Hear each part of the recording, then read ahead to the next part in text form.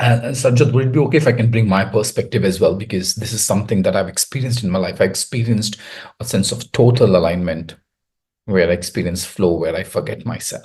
Definitely. Thank you. And there's a space where I know that I'm restless. A very important question that I ask myself is where am I experiencing a lack of alignment?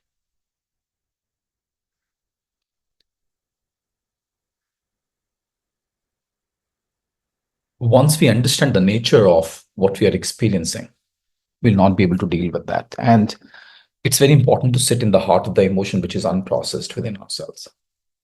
And the moment you sit in the heart of the emotion that you have not yet processed, life will continue to give opportunities for us to understand the nature of that. Because every time when you go through the unprocessed emotion, that's the only way to grow through. So you grow through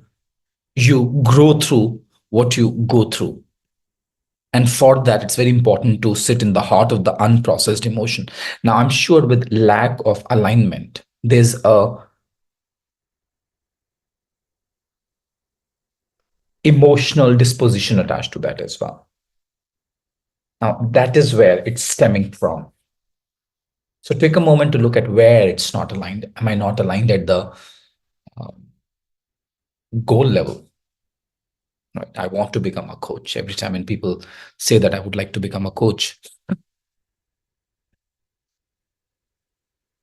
I ask them, why would you want to become a coach? Because every Tom, Dick, and Harry is a coach. Because every Amar, Akbar, and Anthony is a coach. Uh, but what is your why? That's the deepest possible question, because you're not going to become a coach anyways in the coming couple of years. It's a lifetime journey. You can become a biological father, but becoming the father that you want to step into, it's a lifetime journey. Because most of the fathers and the mothers and the uncles and the aunts on this screen, we have got that deepest possible heavy heart that we carry, because we let ourselves down at some point in time. So becoming a coach is a lifetime journey. It's a journey of a human being.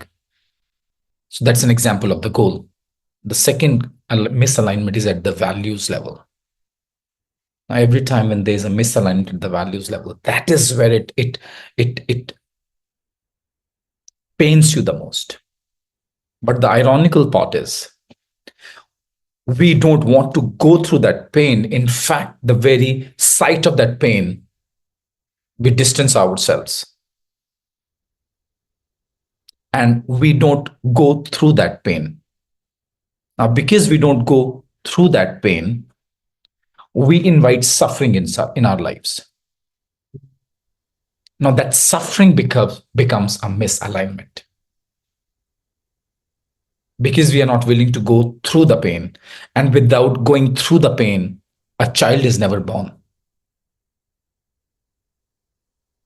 So, in the literal sense, anything that your body is not able to hold is going to throw out.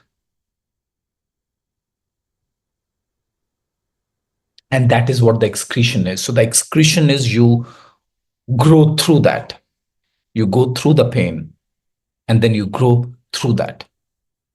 So, the question that you may want to ask is where's the misalignment experiencing? Where am I experiencing that?